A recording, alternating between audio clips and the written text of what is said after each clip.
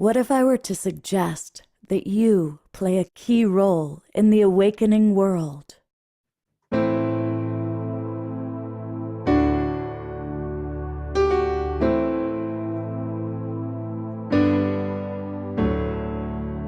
that you are watching this because you have heard the call.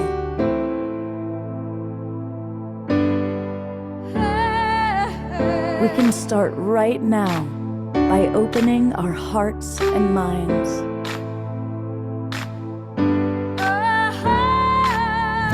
Welcome to the awakening world.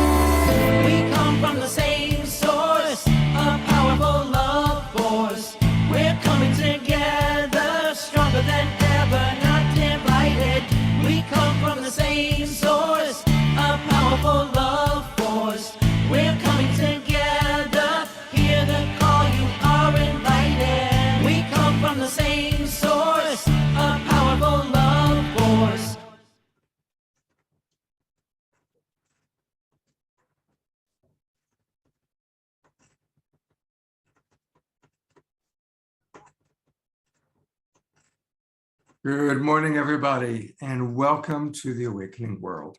I am Love Coach Scott Katamas. I'm your host for the Awakening World, and I want to welcome everybody. It's a beautiful, beautiful thing that we truly are a global peace tribe, and today's show is really going to be a wonderful example of that.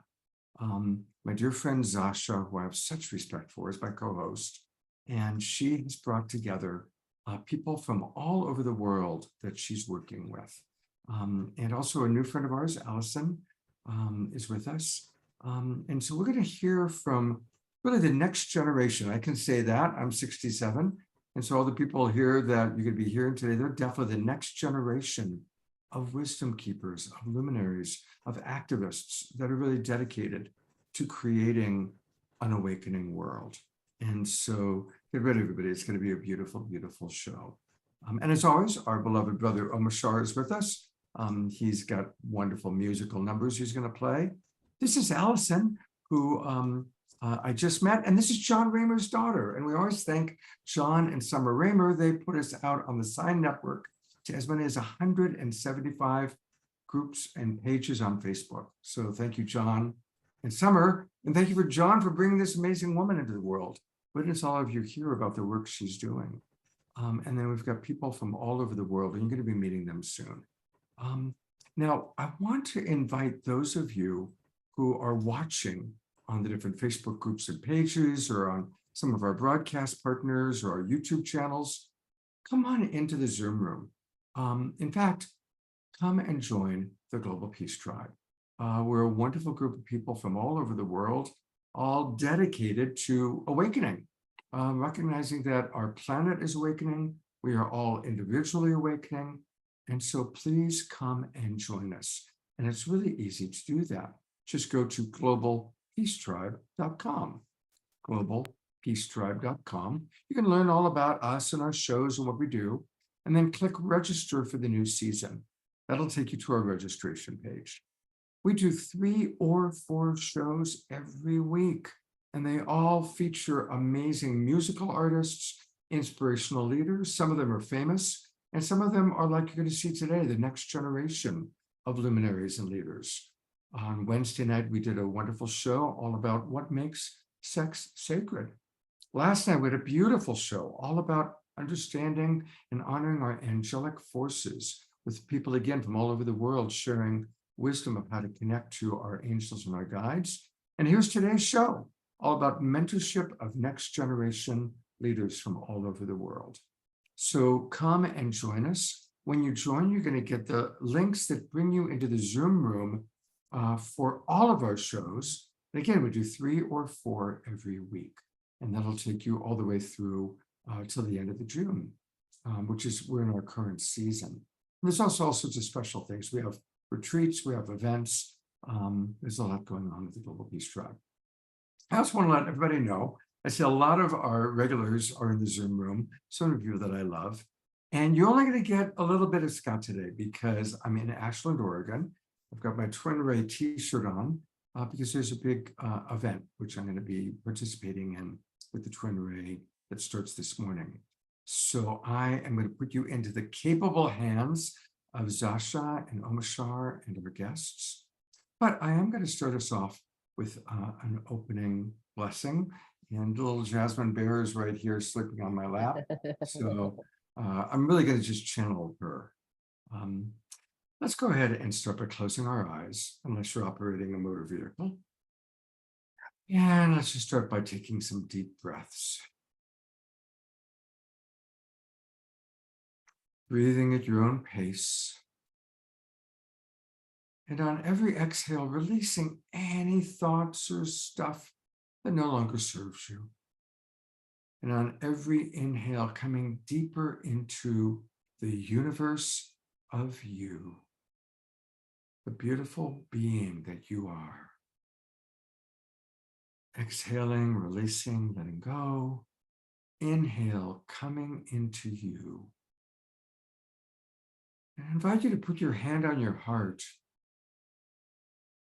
and continue to breathe and just allow my voice to gently guide you into your beautiful heart.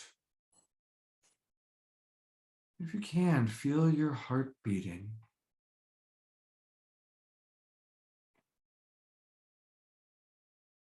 And how is your heart doing today?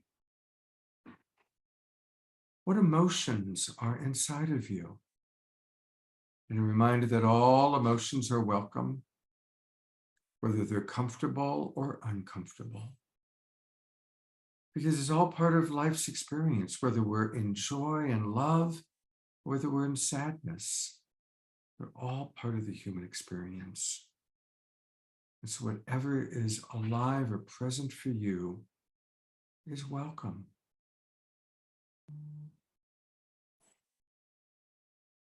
And as you tune into your heart, I invite you to think of something you're grateful for in your world. Something that is making life more wonderful for you.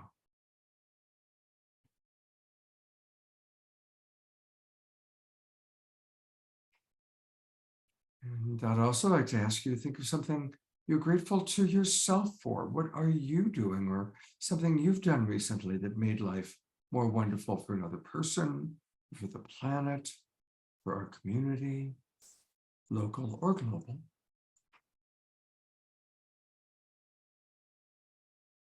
And let's stay in this state of gratitude as we meet these wonderful women that are really doing incredible things to change our world. Let's stay in a state of gratitude for them, and may it serve as inspiration for each and every one of us. And let's carry that inspiration into our sacred Sunday and into our world. And I invite you to open your eyes. I'm going to go to gallery view. And thank you, those of you that have your cameras on. And let's just look at those of us who do have our cameras on, recognizing that most of the people watching on Facebook, we can't see you, but we're thinking about you. And looking at all these beautiful, unique emanations of the one eternal beloved, including Mark and his accordion. Even the accordion is part of the eternal beloved. So thank you so much, everybody. And I'm going to turn it back over to our beloved brother, Omashar, for an opening musical number.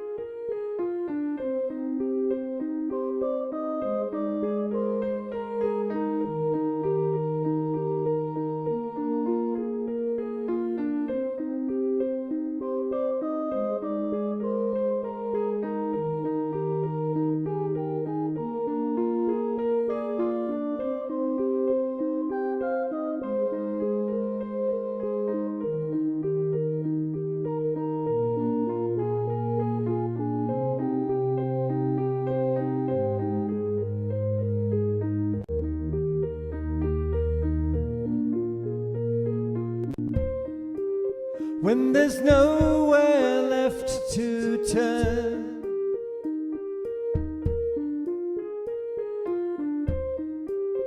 And you're feeling kind of low.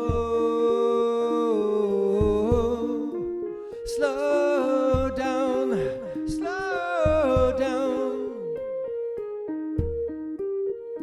and breathe me in.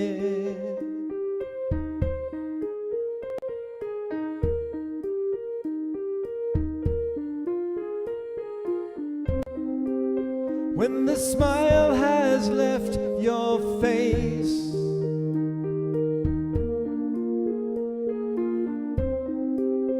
and the tears roll down your cheeks,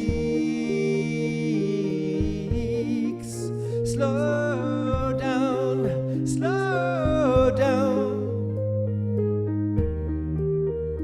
and breathe me in.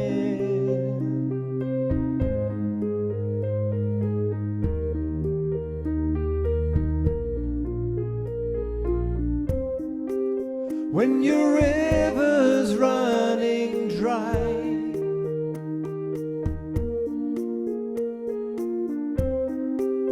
and you're driven to your knees,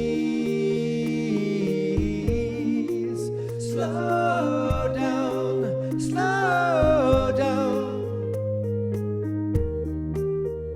and breathe me in.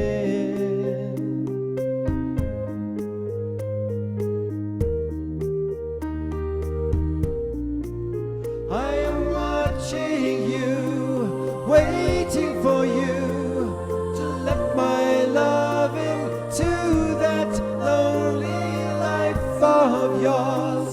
Listen to me, and we can be together free eternally.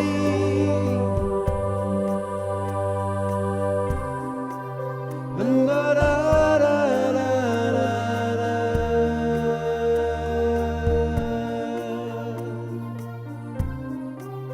La la la la la la la.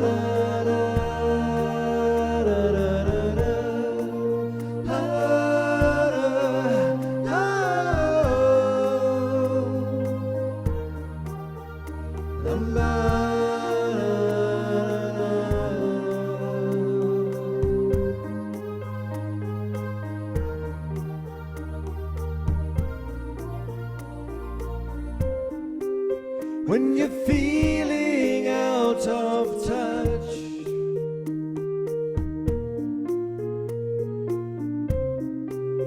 and you need someone to hold, slow down,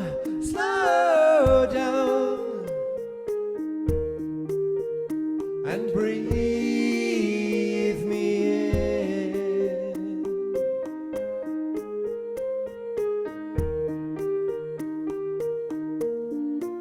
Slow down,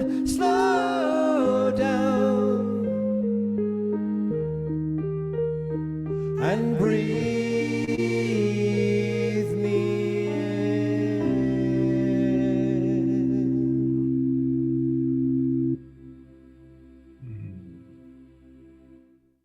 Ah, thank you, beautiful, beloved brother Omashar, for helping us to slow down. Slow down. And it's interesting, at this time of year in Colorado, these cherry blossoms are now starting to blossom on the trees here. So, yeah.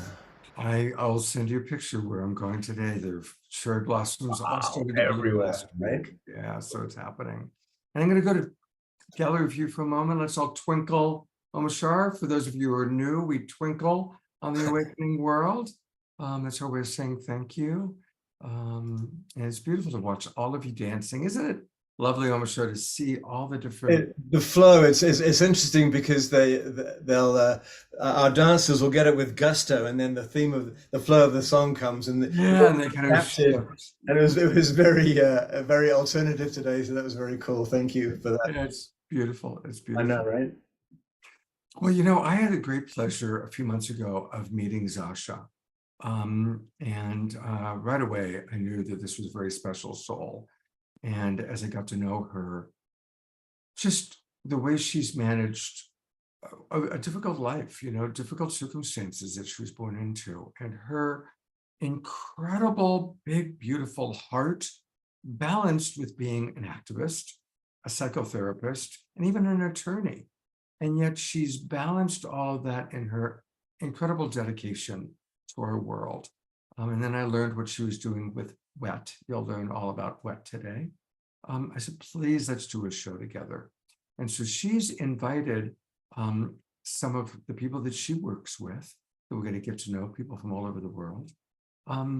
So I'm just going to start, Zasha, by asking the question that we'll start with everybody. What is your personal commitment to our awakening world, playing your part in the raising of consciousness? And maybe tell us a little bit about WET. Thank you, Scott. Thank you for your beautiful words. Such an honor to be here. It's such an honor to bring what I've been doing to this beautiful platform and the wonderful work that you do, Scott. Thank you for doing this for the world. This is the time where we all find each other and we all connect with each other, support each other, and together as a network of fireblazers, trailblazers, love warriors, we transform the globe. And that is actually what WET is all about. It was born from a place of, I attended an ISTA training and I felt, after that, it was like, oh my God, there was this scream inside my being that these love transmissions of freedom, power, liberation, and I mean, words can't do justice to that training, but these transmissions are so needed in places like Pakistan, in places like Iran, Afghanistan, Syria, Latin America, Africa, all the places that are really struggling under systems of oppression, global disempowerment. And this is the way we free the world. And the world cannot transform if we leave most of it behind. The focus can't just remain on the areas that are really developed. We all go together. That's the big lesson of humanity. We are communal beings. We're designed to be interdependent. And whenever we create systems where some fraction of the population is doing really well and others are really far behind, we see a lot of issues come up. So in order to step into the new world, this felt like the way, and that's how WET was born. So we mentor people from these places where, in these places, we really have to understand that, the way that oppression works, the way that, disempowerment works is like breeding victim, inauthenticity, entitlement into people, breaking them so that they can't stand up and they can't even feel their own beings, their own source as love. So we mentor them. They then go attend these magical trainings. They come back, they do a community empowerment project in their local community, seeding these transmissions. And we're waiting to build that critical mass. When enough of these transmissions are seeded in a place, people will rise, people will liberate. And that's our Activism 2.0, the Love Warrior Network that we're trying to build across the world. Beautiful. Thank you so much. Well, I know you're going to introduce us to your different love warriors, but I'm going to just briefly introduce one of our guests. And I just met her. This is Alison.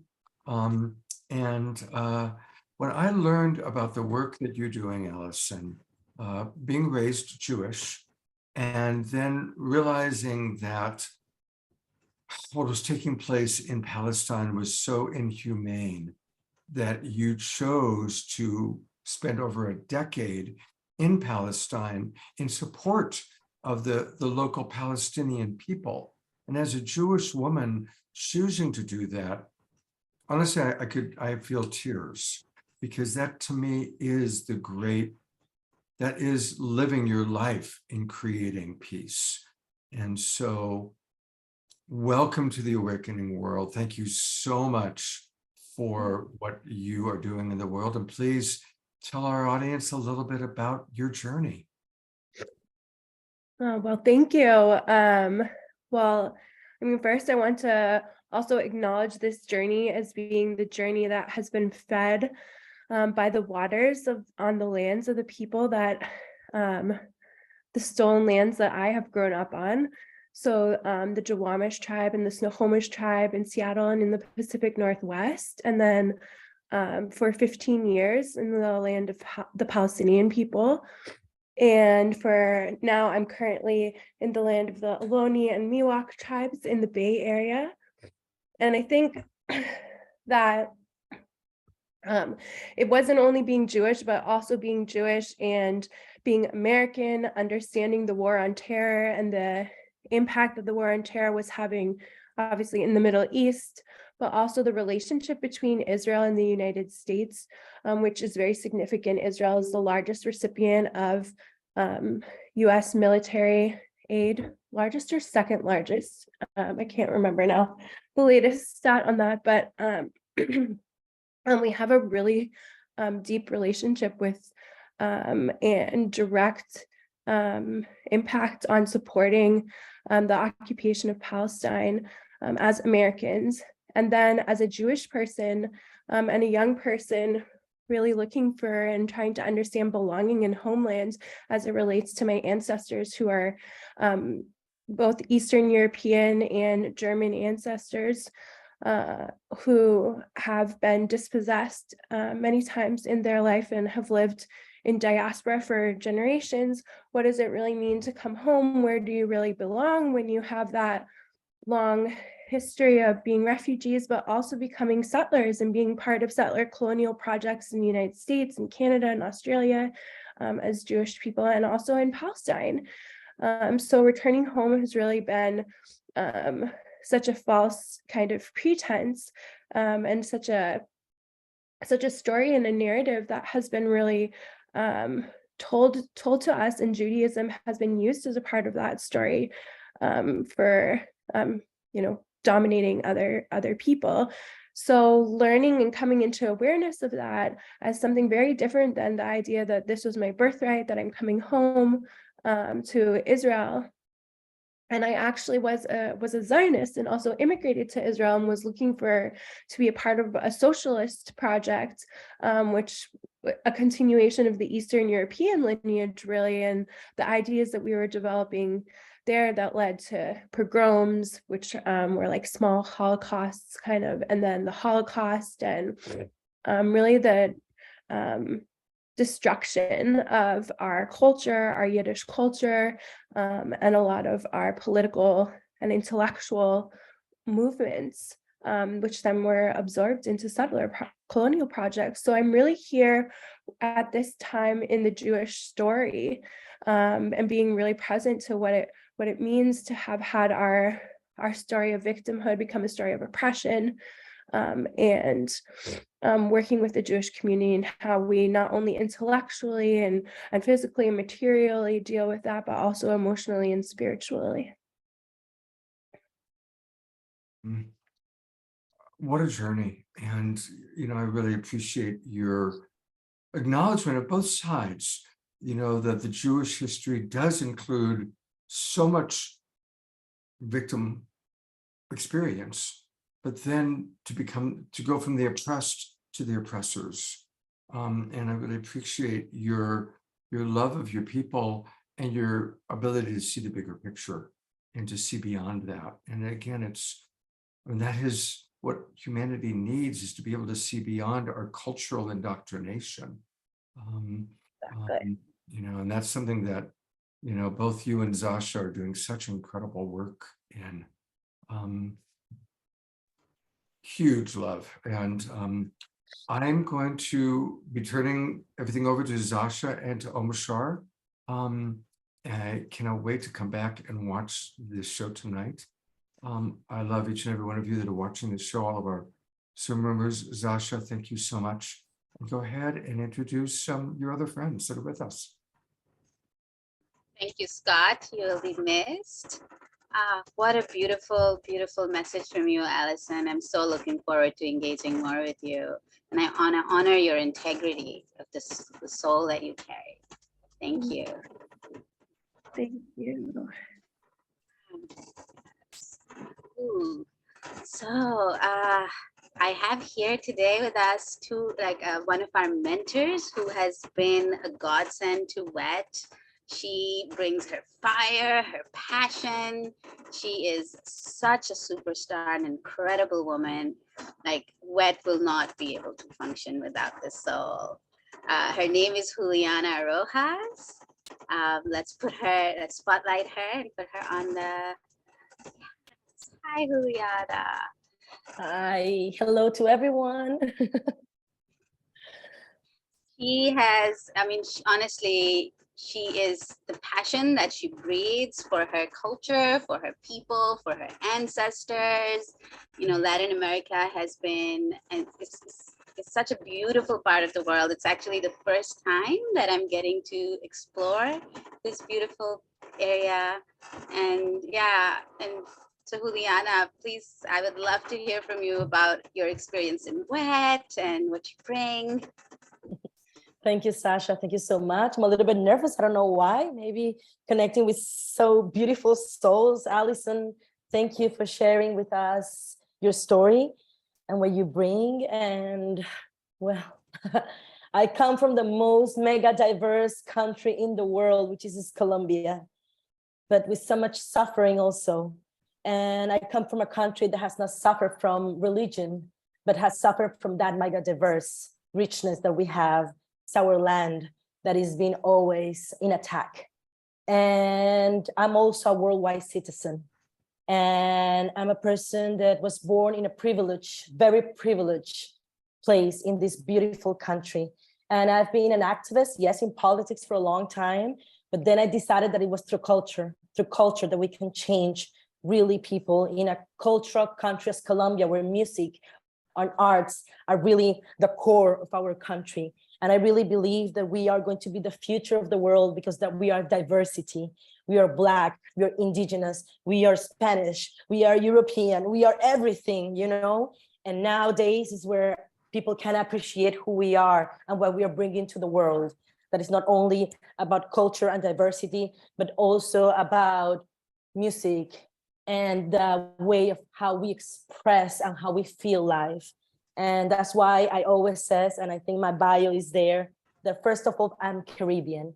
And I said that because it's a state of the soul for me, being Caribbean, as being Mediterranean, as being from the Andes. The Caribbean is a state of the soul. And from here, from this state of my soul, is that I share with all of you and with all the people that I know who I am. And I do really, with this question that Scott made at first, and I think with WET, of course, what I'm doing, that I will get there. I think what I'm bringing to this world, to this new awakening world, is to be myself. And it's been a long, long, long journey because I was born remembering who I was in a world, in a privileged place where everyone told me what I needed to be: a lawyer, maybe a president, maybe a minister, oh, blah, blah, blah, blah. And I just wanted to be me. I just wanted to express all what I am. And I'm a multi-passionate person, that I don't want to be just in one box saying I'm a lawyer, or I am an activist, or I am this. I am so many things. And that's what I came to this world. And from my braveness, because I have to say that I've been very brave to explore each of one of those things. So I've been an actress, I've been a musician, I've been a producer, I've been in everything of what I loved, of what I wanted to explore of myself, and things are still coming through. So now in this moment of my life, I'm a mentor in WET, in the Empowerment World Trust. And what I found here with Zasha and with all the team that we have here is to be able to show my fire, to show everything that I am with all the complexity that it can be, and be embraced and be celebrated. And in that same way, to celebrate others coming from other cultures, from other backgrounds, similar some, I think, which more similar things than difference, of course. That's what I found in this beautiful journey with wet.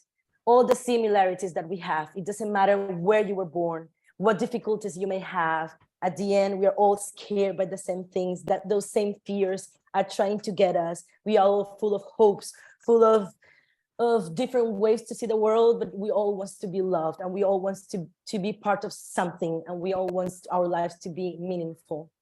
And yeah, I don't know if I'm going too much out of the questions of what I was supposed to say, but this is me and this is wet. Yeah. Thank you, Juliana. I have so many chills and goosebumps from what you've shared. You're here to be you. And as a part of you being you, the whole world is benefiting. Isn't that just epic? And that is the new world, where we're being the change we seek.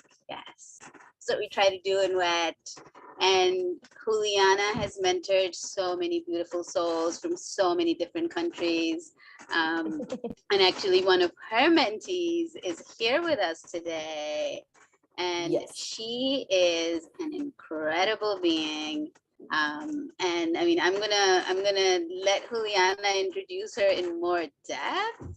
But she is such a superstar, coming from a very conservative Christian country, Ecuador, and breaking her shackles and stepping into her power.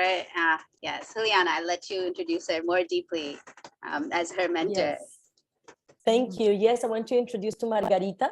Ma, I think she's there as Ma, maybe to put her also on the spotlight.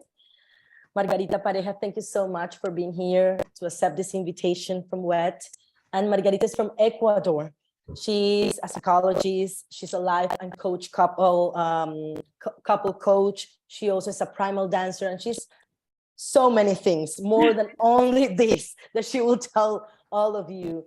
And I invited her to be here because I really appreciate what she did with her project.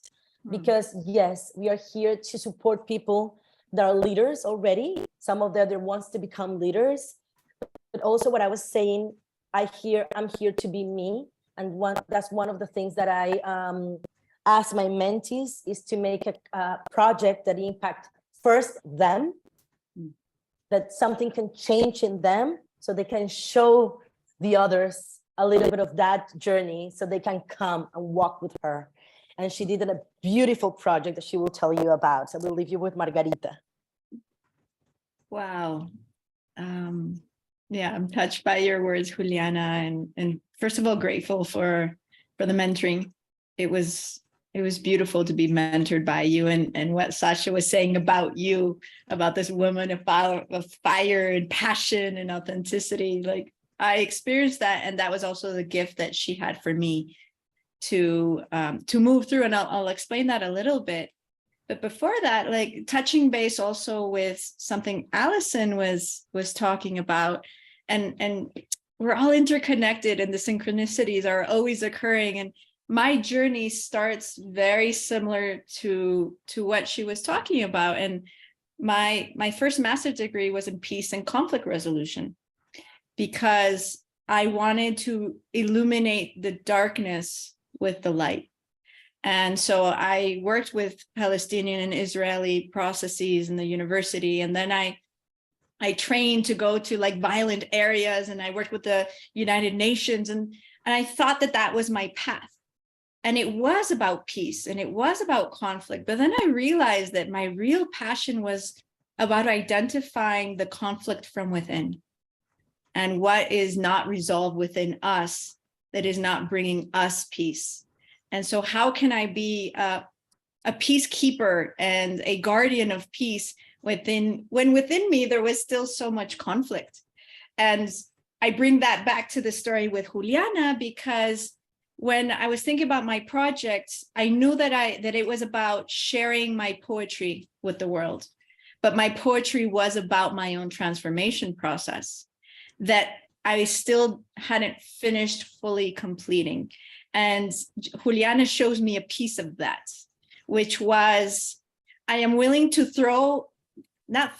gift the world my poetry book, and about my tantric process, and it's like a coming out through my poetry book, And I'm willing to do that with the world because I think that the world is in a very important transformation process and can now receive it, because I was so afraid of myself and who I am.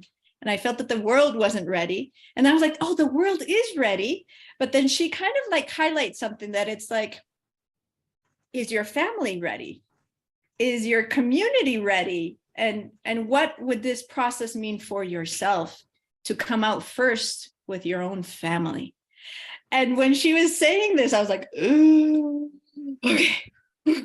This takes a lot from me to confront like where my own programming is coming from, and realizing that my sacred rebellion process had to begin within myself, but with my own family and coming out to them.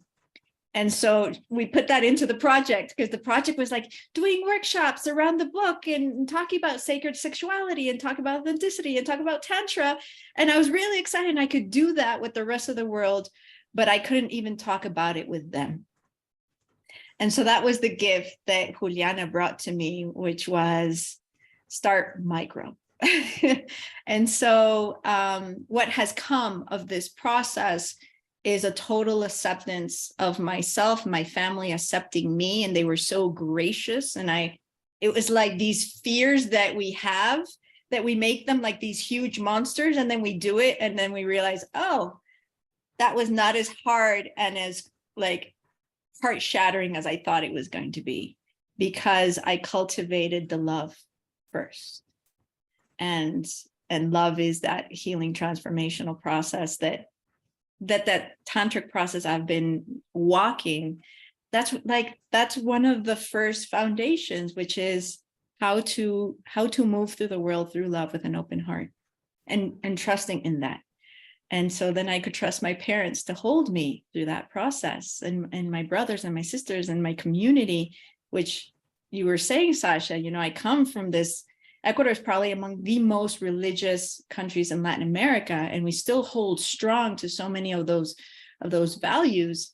And I was in this process of breaking so much of that within myself and finding my own like 2 feet and my own like spirituality in that process. And so now, yes, I am using my book, the poetry book, to help women and men in this liberation process and this process of love. And I'm using my book for that, but much more stable within myself. So I offer silent tantric retreats and help couples, but a lot more coherent within myself and a lot more liberated with my conflicts. That's like the way I can summarize it. Wow. Like, thank you, Margarita. What a beautiful story. And I can see those same threads, like the humanitarian work where you started and then going within, that is so resonant with my own journey as well. And so many journeys where we first kind of focus on the outside, and then we realize we first have to come here.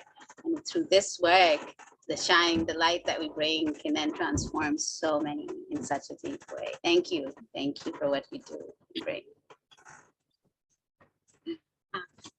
Now I think it's time to introduce our other mentee that is here. She's going with Hita Devi. She is a Persian freedom fighter. She's a blue lotus that is emerging from the mud. And what a fiery soul. Like, she has emerged from conservative Iran, and she has been, the torch bearer in a way for women. Like, she will tell you about her project that she's done with us. What a soul. Hita, please introduce yourself. I can't possibly do you justice. Hello. I'm so grateful to be here. I go around with name Hita Devi, although I have many others, but you can call me by that. And I'm so honored to be here. This is the first time a beautiful organization asked me to be here. I want to celebrate that, because a year ago when I started my journey with Red, I was so deeply victimized, and like, I know I had the power, but all my attempt to reclaim it just failed. And I was like, really, no, not me. And I wanted to hide all this beauty. So I'm glad that it didn't happen that way, and I get to shine. which is I am here for. So I'm from Iran, and at the moment I do women empowerment work for the last 3 years or so. I come with the background of, I guess, an American way of putting it is domestic violation. I had a violent father who used to beat us for breakfast, lunch, and dinner. And very soon in my early 60s, I realized that I have got this voice for a reason, and I can help others who don't know how to bring their voice to speak out loud their truth. And I start with my mom. So she's my first mentee. And then it just keep evolving in the coming years. And with WET, my gratitude, it doesn't really come in a few words. I am going to be in a field of WET and serve as a mentor soon myself. I want to also celebrate that level up from mentee to mentor. And the work you guys are doing over there is amazing. Like, I don't know how to put it, but those mentor over there, they have such a laser eye that they can see through the mud and see the lotus before it's there, where only the flower stamp is there. They can know and help the person to find out if it's a blue or a purple lotus. So every time I had 5 projects with WET, 6, 5. I don't know, it's getting out of hand now, since they are really supporting me and giving me the inspiration to go and support my community, which they are very grateful for. And the number of those women that I get to help are also getting more than 100. So I'm not going to count it. From next year, I'm just going to say hundreds to them. And they're women from all over Iran. And these mentors in WET, Juliana is one of them. And my other great mentor that see the flower bud before it blooms, and every time they just not really pushing me to the edge, but like gently guiding me through the edge every time. And I realized that if every time I can take a small step, the ripple effect of that transformation in me and in reclamation of my power is a key. So I can every time a step bigger and have my arms more wide open for, instead of 50 women, hundreds of them. And then also practicing with them every time. So I guide Iranian women for liberation, which I didn't had one when I was growing up. I remind them of the power, because mostly we have this issue in Iran, feeling powerless, which is very normal. If every time someone want to express themselves and get suppression, guess what? It's not going to bloom after a while. So I am also learning to help other lotuses in the mud to bloom with me. And yeah, my life is too many ups and downs. I think the blooming blue lotus is a good definition to drop it to essence. And I'm so grateful for those laser eyes in WET that can see through me and still support me after all. I teach liberation. I don't know how to put it, to also keep it confidential and just speak about it. I teach liberation to Iranian women, and I teach them way of expressing themselves in any shape or form that they're comfortable, and slightly guiding to the edge. And yeah, I'm grateful for knowing you guys. Without WET, I would be dead perhaps by now, because I was really in a suicidal mood, like, oh, this life is really boring. Did I really sign up for this? But now I know I signed up for this, and I got tools and allies that I can move in this path with. And the feelings of being part of something, the longing, you know, I felt my power when I was 16 years old, but then also reclaiming that power, and my ego get really entangled as I was a teenager and want to find myself and my expression. But now in the age of 32, I get to separate the part of me that is my ego dancing, or the part of me that is really in devotion and service. And being able to differentiate that is a good one. And yeah, that's it. Without you guys, I wouldn't be doing what I'm doing. And I am forever grateful, and also offering my service on the temple floor for you girls to take me as a servant. I'm ready to serve it more than I receive from. Thank you so much, Hita. Just to put it in context, this woman has been risking her life to do this work. If she was to return to Iran for any reason, she would be put in prison. So I don't know how much people know about what's been going on with Iran and female liberation, but this is work that is life risking. And she is standing here doing that in spite of all the, it's a way of, also it's a way of overcoming and like all the childhood trauma that is sort of beaten into people from these oppressive places. This is how the oppression is maintained. And thank you, Hita, for standing in that fire, for cherishing your life enough to honor us and not give up on it, and to benefit the world. Thank you. Thank you so much. So with that, let's bring everybody up. Let's all of our guests, let's have a little drop in. Let's everybody take a deep breath as well. We've had some beautiful transmissions that we've received. Oh, yes.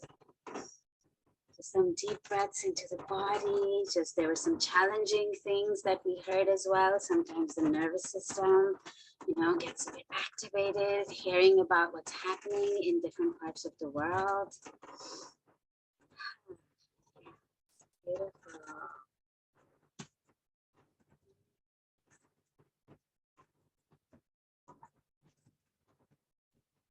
Alison, I would love to touch in with you. Your soul that is already also vibrating with us in our way as well. I mean, I'm so grateful that Scott found you and had the wisdom to bring you into this program with us. I would love to hear from you. How are you feeling hearing about WET and about your work? And yeah, I would just love to receive your impressions.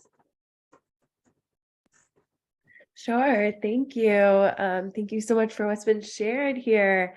I feel that I've dropped into exactly the perfect place. I mean, I'm really in a space of transitioning from a lot of that outer work that you were sharing, Zasha, and also Margarita, into more of a space of inner work, but also like creating support within my community for more of that inner work. I've worked with so many activists and change makers in the past 15 years as I transitioned,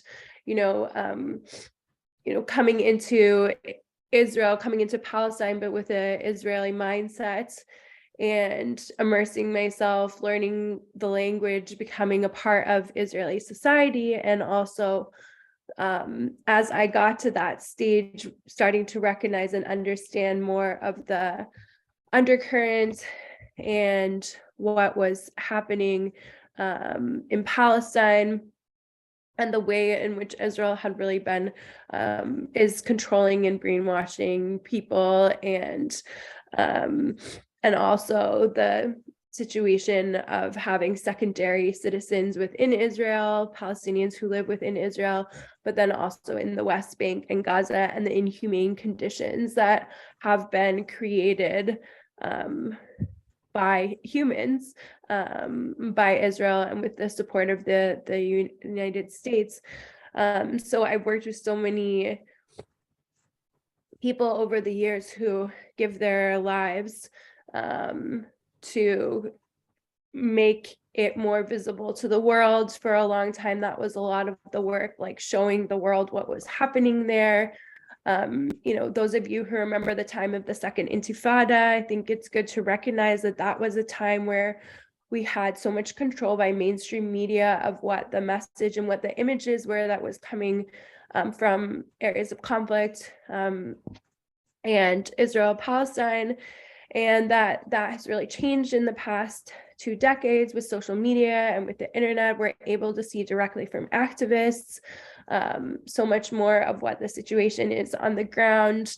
And a lot of my work was about helping and supporting that movement, getting people access to cameras and technology so that they could share what was directly happening. And then at the same time experiencing the backlash of that, the backlash of being a liberated person, the backlash of sharing with the world what's really going on, meaning that either social media companies are taking down your content or governments and people in your community are starting to attack you more. So I think that there's also been this experience of dealing with some of the wisdom and the teaching about activism, like raise your voice, share, tell the world what's going on, but not enough safeguards in there about like what really can be, personal and political and communal risks and harms that happen. So the later part of my career was really about thinking about those, not my career, I don't like that word anymore. My life purpose, mission. Yeah.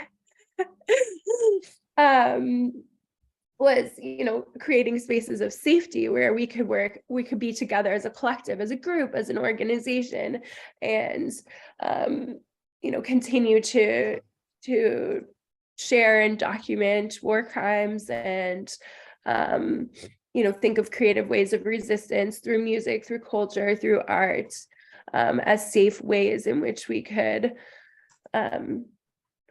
keep sharing the need for this liberation and for justice. And I know that a generation of activists that I worked with for 10 years, we've done a lot of that work. We became those people. We became the human rights lawyers and defenders. We sat in the United Nations. We sent all the documentation and did all this stuff. And so many of us are so exhausted and have, suffered different degrees of really difficult repercussions for that, especially I think women particularly are at risk as human rights defenders.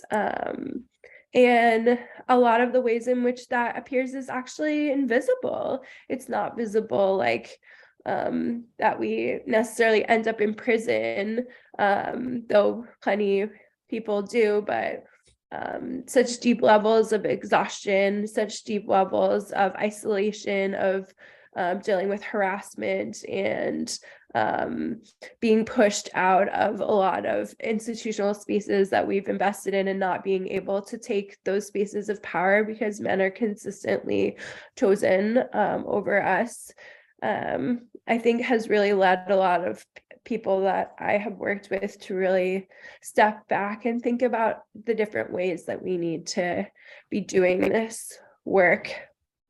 And that reform of the large institutions is not going to be the answer, and that even the generation of institutions that we might inherit that are on a smaller scale are really not designed to function. They're still very hierarchical, and the culture of nonprofit organizations continues to be very toxic and to not be supportive of activists. And so we can't go to isolation because it's too dangerous.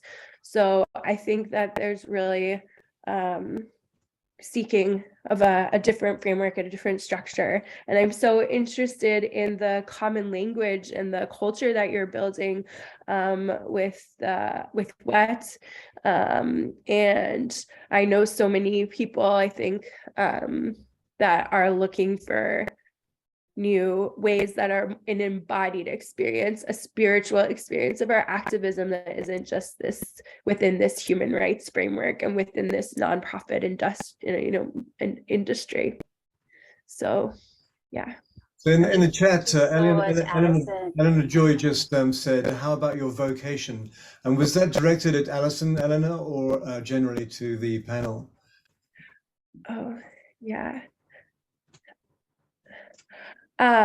Well, I can just answer it, and why I don't want to say career. I mean, it is fully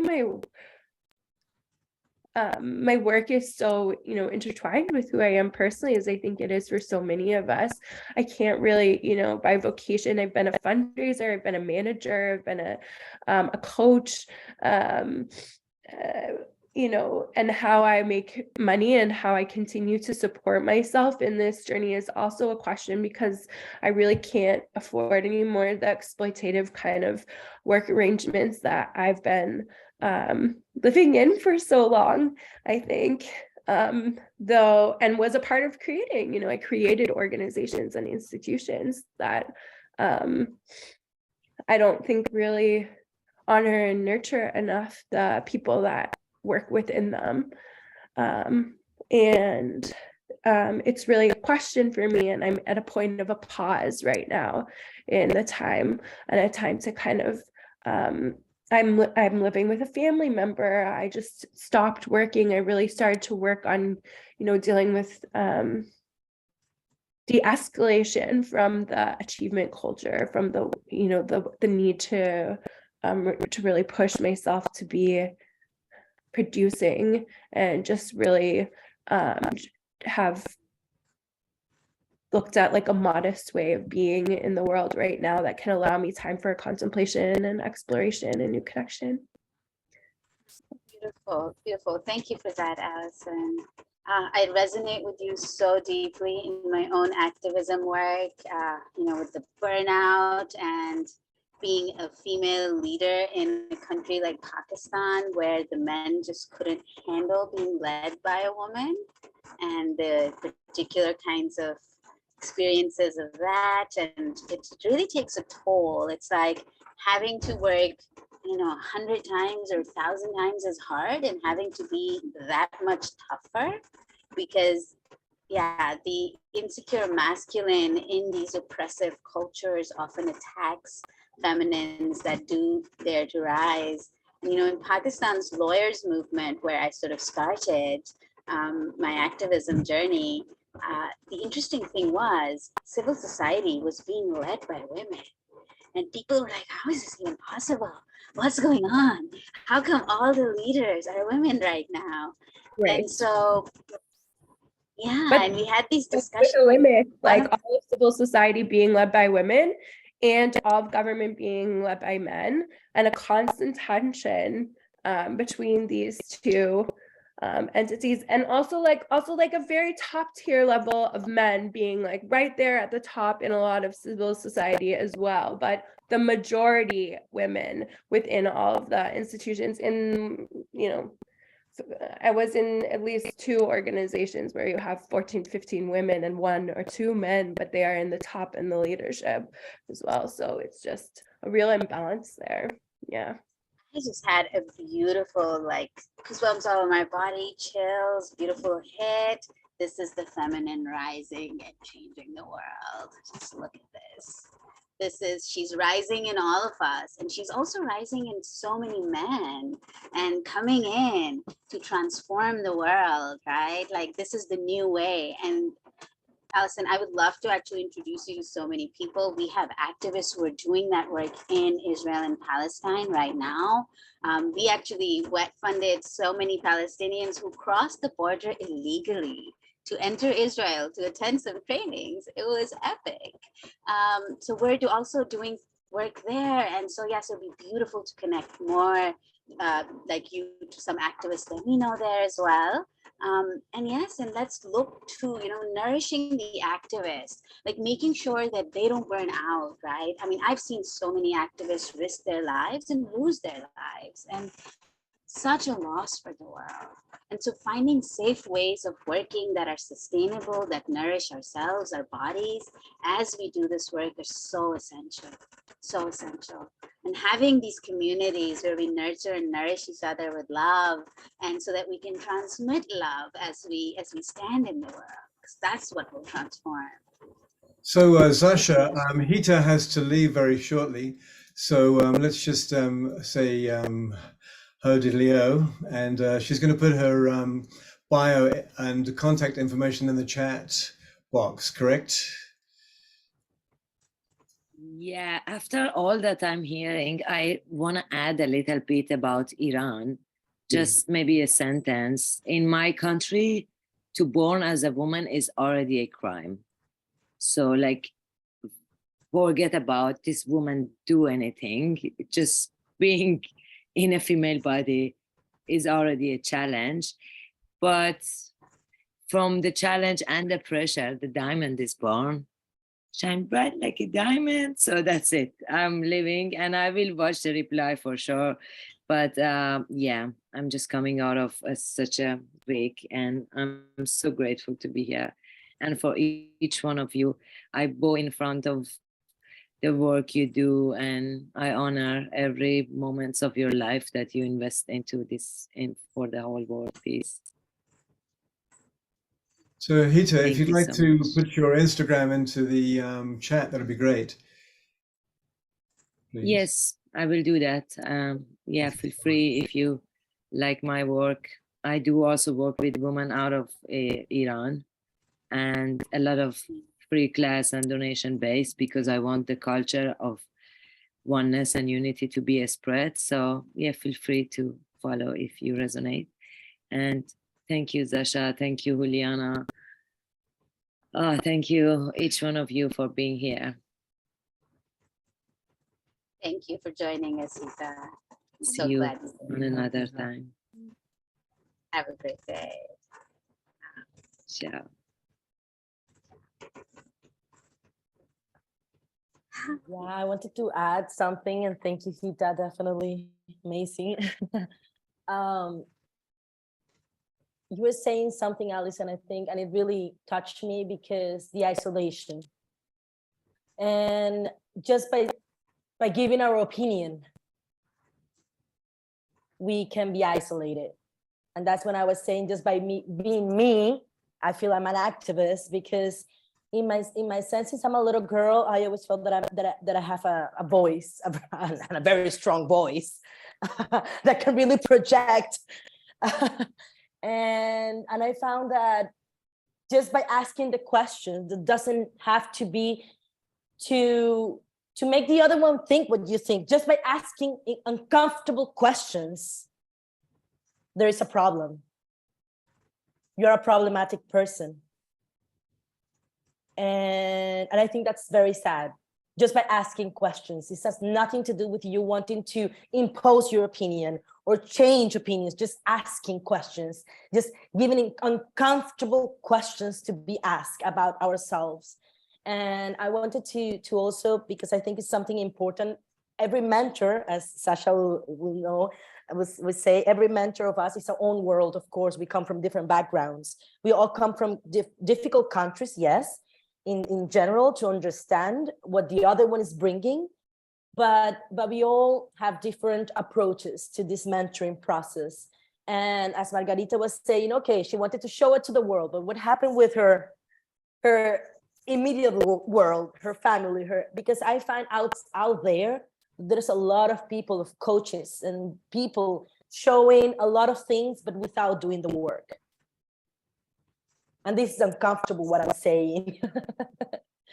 But we need to do the work, our own work, because yeah, it's the only way, really, I guess, to support others in a very responsible way, we need to do the homework. And I really wanted to yeah, to say that, because it doesn't matter if we want to inject projects, a lot of energy and everything, but those projects are for other ones to follow the journey. But what about us leading that journey? And like Hita, for example, was saying, she's leading other women, but she needed to get out of herself. She needed to become a diamond to show the others how to become a diamond. And yeah, thank you.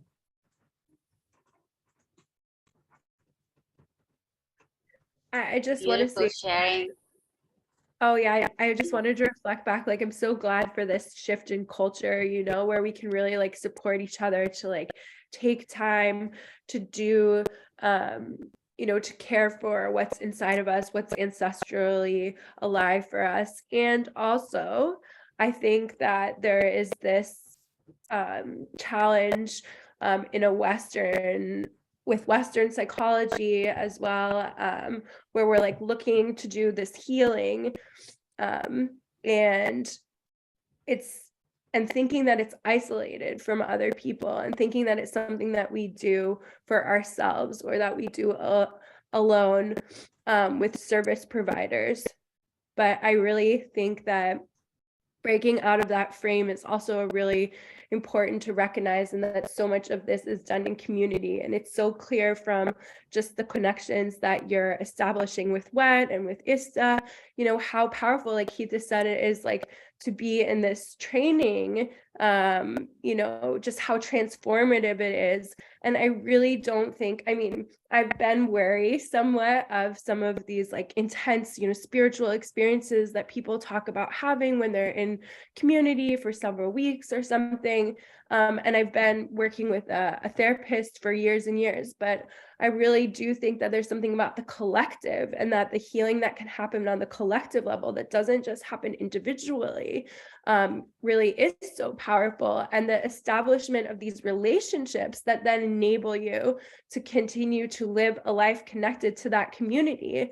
And even though I see that you all are more isolated now probably than you were in your times of training, or when you have these like close in-person experiences together, but that you maintain some of that culture, and you're carrying it with you, and that it is spreading and it is rising and being shared.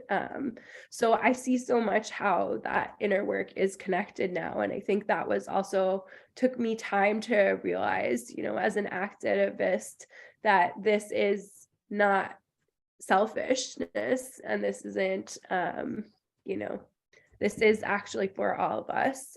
And I'm much more likely to be able to serve when I can serve myself as well. Daisaku Ikeda, a Japanese philosopher, he said that the revolution of this century was going to be the revolution of the individual. But why? Because the collective is the summary of a lot of individuals. So if we don't make it the revolution of our individuality, it's not possible to create a healthy collective. And that's Daisaku Ikeda. It's wonderful. We can only connect with others through the self, not through sacrificing the self. That does not lead to connection. And Margarita, I'd love to hear from you. You have been on this journey from that outside to in, and with your family and the inner work. Yeah, I would love to hear your experiences around this.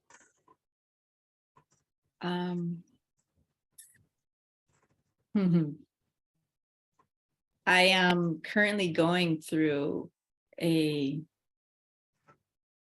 this year and a half for me has been so profound. I thought that all the work that the inner work that I've been doing for, 15 years, I thought that was the hard work. And that was actually preparing me for now, the hard work that I'm doing now, because it is all coming together. Every single aspect of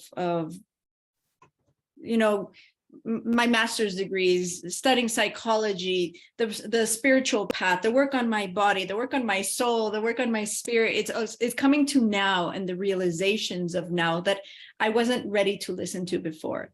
And part of those programmings that I'm seeing now is one of them has to do with motherhood, with realizing how much programming there is in You have to be mother, because if you are not mother, you are not complete. And I think a lot of women from, Iran and Pakistan and India and these cultures where, yes, mother is important, but that's not all that you came to be. Like you're not just here born as a womb to produce children. And there's this beauty in being mother, but at the same time, there's so much programming of who we are as women. And so I'm coming to terms with that in my own family. And I'm coming to terms with what does it mean to be wife?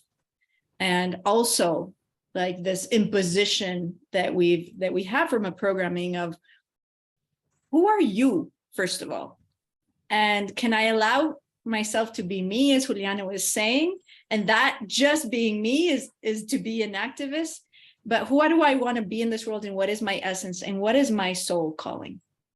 And my soul calling in this life was to be a mother to my own projects. My soul calling in this life was to help people through their own movement of darkness to light.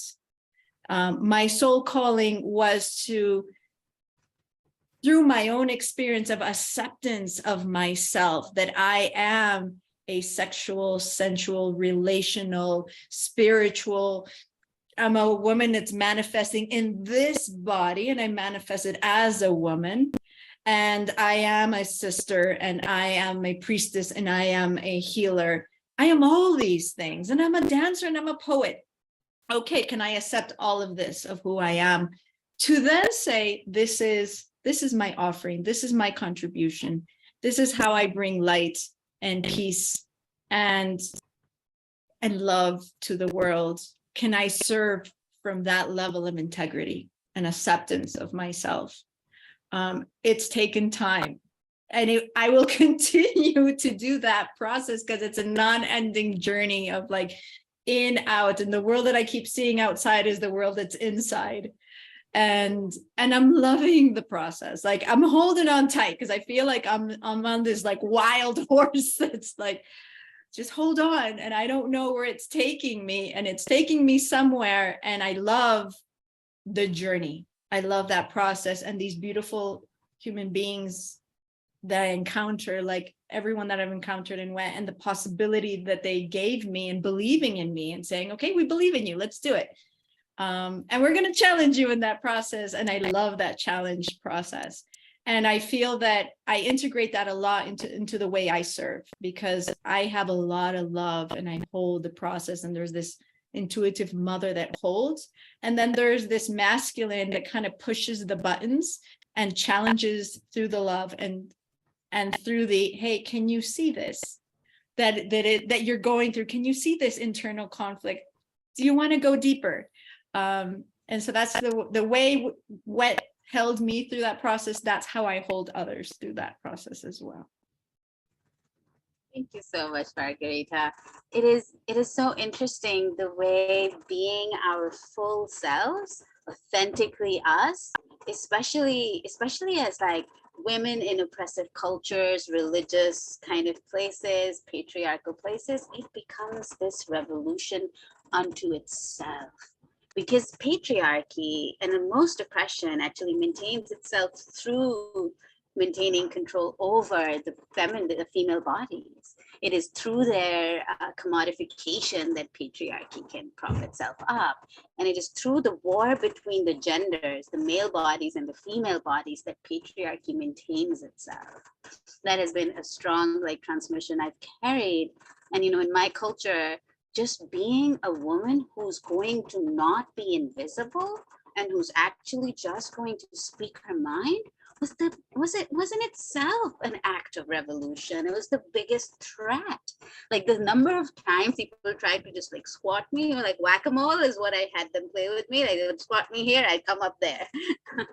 But that's how it is. It's like just being ourselves, fully embodied, not hiding, not reducing our shines. That alone is so radical in this world.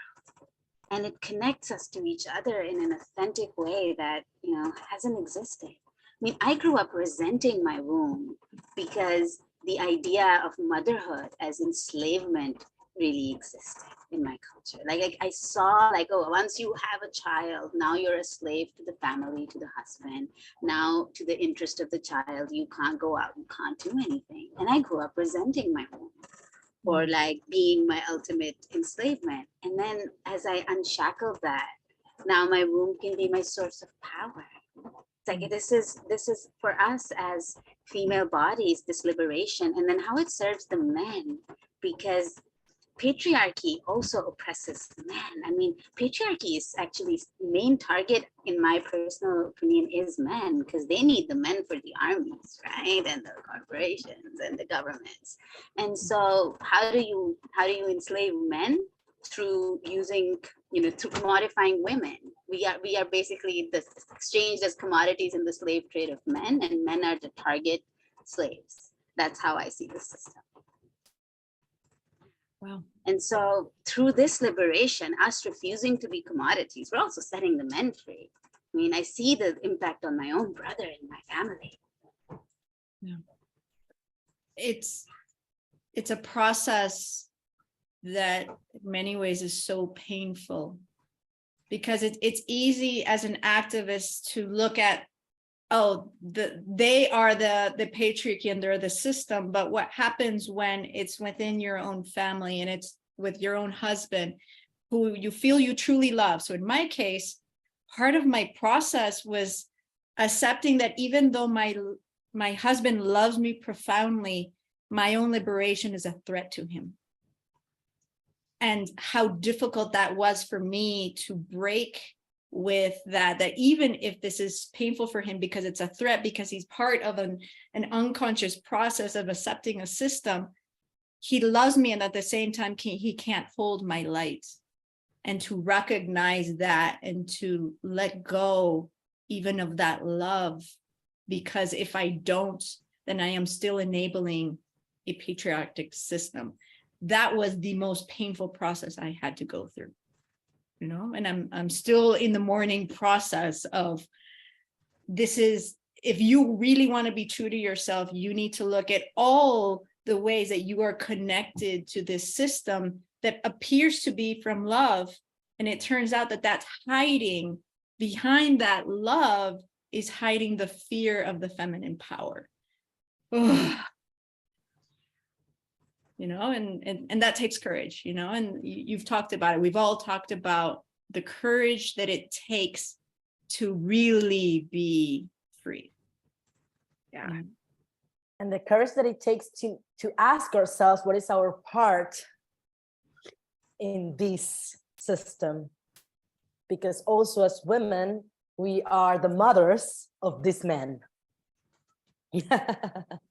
And I think that's the part that we are not seeing that much, because we don't want to see in our own shadows. And yes, it is important to see what is our part in everything of what we're living. Yeah, and I would love for us to shift that frame as a world now, from like, oh, this is men versus women, to like, hey, we are all enslaved by this system that is patriarchy. Yeah. We all want to be free. We're all equally, well, not equally, but we're all oppressed to some extent or the other, depending on our gender, on our location in this world, through our religions. Many variables play a role in this. But we are all oppressed under this system. And this system only benefits the 1% and not the rest of us. Yes. And so as we recognize that and join forces together to free ourselves, it is in community. And bringing community through music is a beauty. So Ovashar, we will go to you for our little song, after which we will. Zasha, you're the consummate segue. Thank you very much. You're brilliant. But Margarita, what you just said about in a general situation, the fear from your partner of you waking up. And when it really boils down to is the fear of the feminine waking up in myself.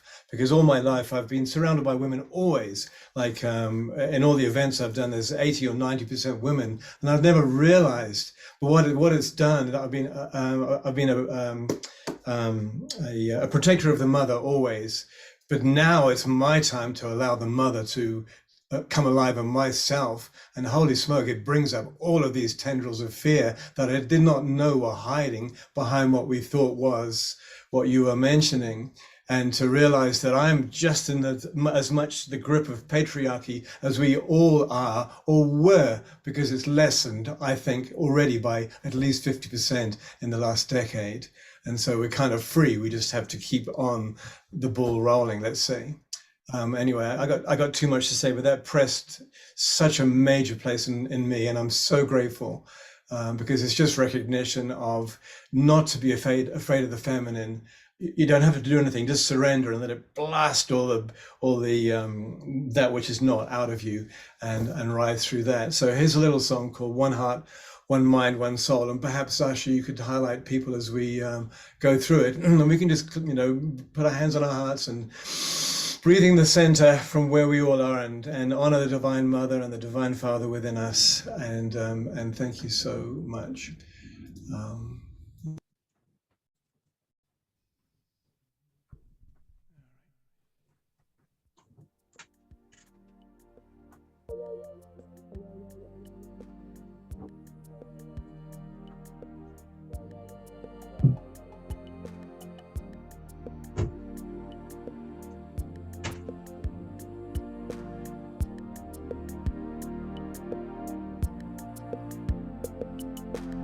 Sometimes it feels so hard to move along, saying goodbye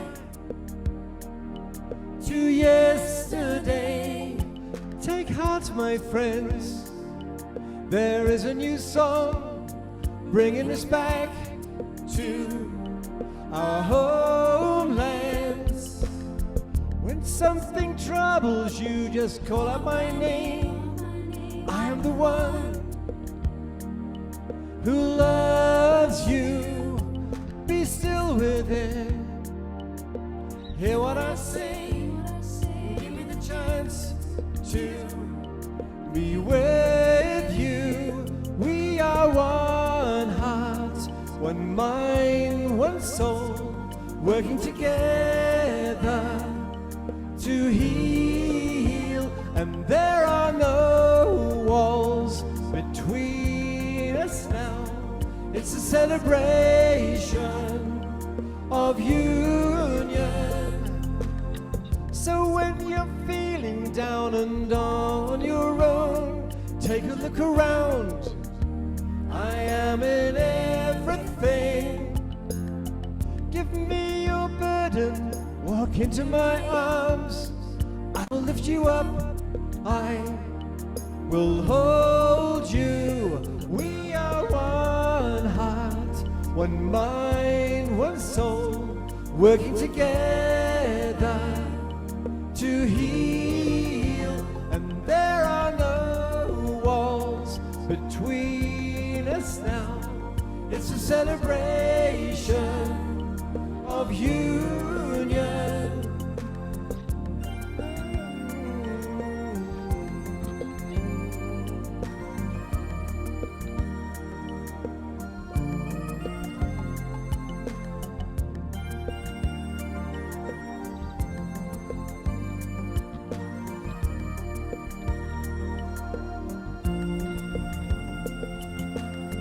We are the ones who hear the new voice calling us home to freedom. Fear not, my friends, this is a new place full of new joys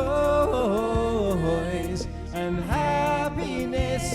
Yes, we are one heart, one mind, one soul, working together to heal. And there are no walls between us now. It's a celebration of union.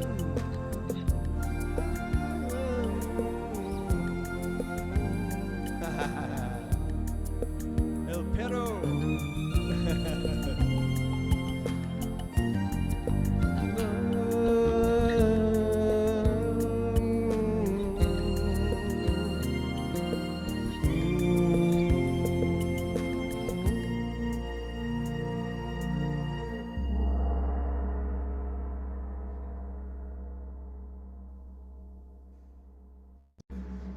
The Dog Lovers Society.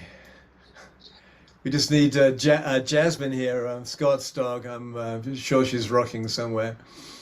Yay. Well, what an amazing show we've just had. Show was not, it doesn't even cut it. Just what an amazing entrance into each other's heart space that we have shared. It is so healthy. I am so grateful. And I'm wondering, Zasha, what are the contact details for WET? And how can we communicate that with both our Facebook and YouTube audience, plus our Zoom audience? Well, the best place to find us online at the moment is on the ista.life page.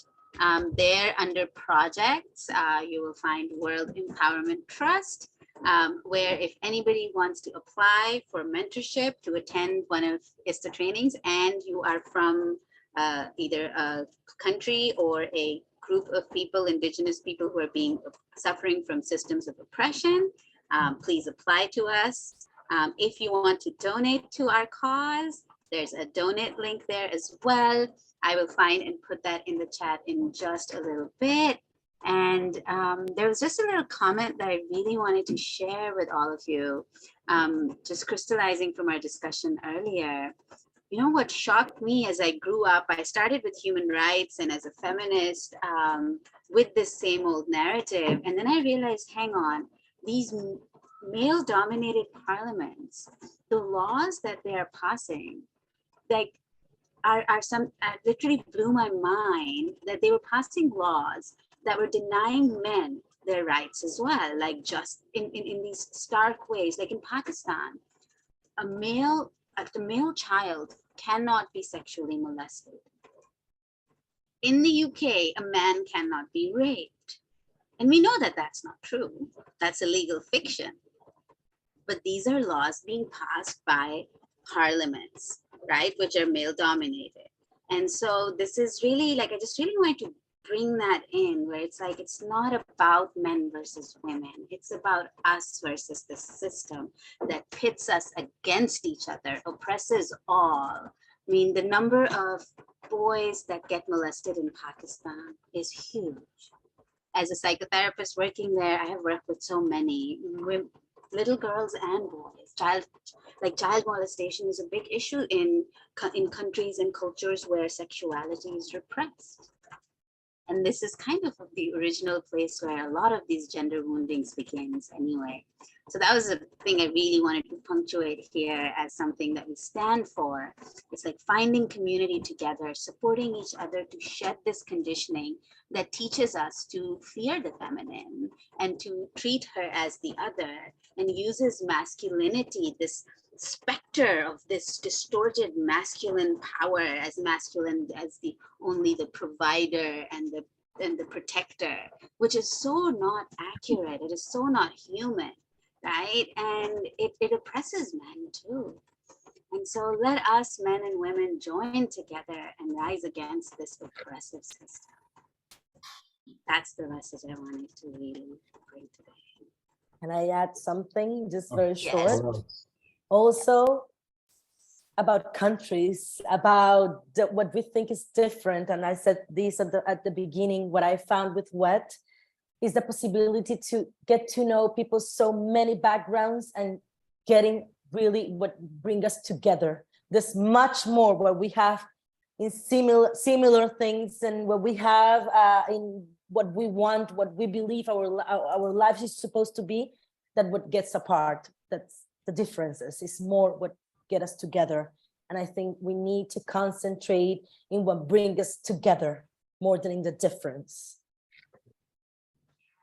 Let's Exactly. enrich each other based on the diversity of our, histories and cultures and the unification of being human together. It is. It's bizarre. It wasn't until I started traveling that I managed to break all the stereotypes. Because I got brought up in Britain, and holy smoke, we think we invented the world. It's like, oh my goddess! And to travel around the world and see all these different cultures, and to peel all those layers off and say, holy smoke, my heart is your heart. Thank you for that. Now I can start rebuilding my reality from that foundation. So yeah. I one of the poems in my poetry book, it's called "Don't Ask Me If I'm a Feminist," and it one of the verses says, "I don't want to help you be comfortable with the word feminist. I want to help you be comfortable with your own femininity." And I think that's the path, and like not just women or men being comfortable with their femininity, but with ourselves, like accepting all of this power in us. That's where we're going. It is. Anything else to say in not conclusion, but the new beginning before we sign off? Would anyone like to share? Margarita, would you like to share a little bit of, I don't know, of a poem maybe? Just a Yeah, little why not? paragraph. I don't know if it's possible for Margarita. That would be beautiful. Would be lovely.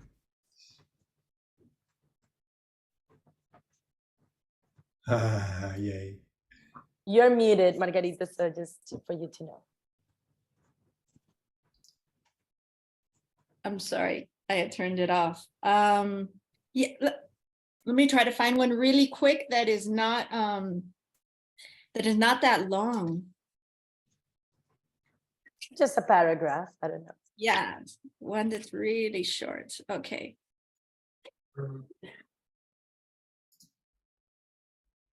It's called Consecrated Rebellion. Descending to the underground covenants of this clandestine religion, my only genuine prayer of true devotion, I admit that my one only sin is to have lied, censured, and banished her to the basement of a treacherous Roman Empire, the delusive punishment for falling asleep between my unruly thighs. Wasted sleep on reprimands and condemnations, I prefer to dream you awake with legs wide open. That was awesome. Thank you so much. Yay. Here we come. Dream team. Where's our other friend? I just want to take a deep breath here with all of us. Just take a moment to take each other in, to take in this beautiful audience, to umashar every single little thread that came together today to make this message possible.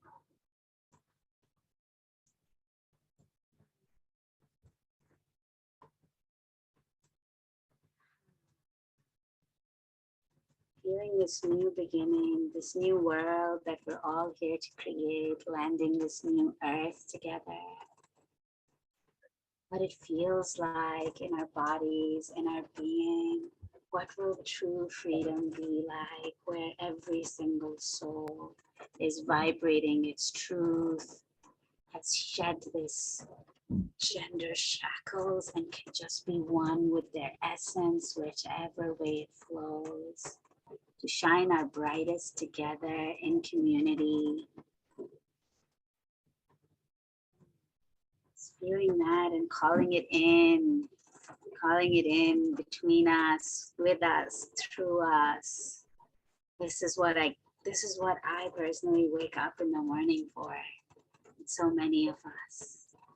This is what we're here for, a world where our new children that are born do not suffer the way that we did. Where we leave a planet that is flourishing and green and in love with each and every one of us. No. Cool. Well, Zasha, thank you for being such an amazing host. I know we'll see you again, and hopefully we'll see all of us again here. And namaste to Scott, who's with Twin Ray. Hope to see you Wednesday night, 6 p.m. for our next amazing installment of The Awakening World. Let's see what turns up. So see you later. Namaste. Goodbye. Love you all.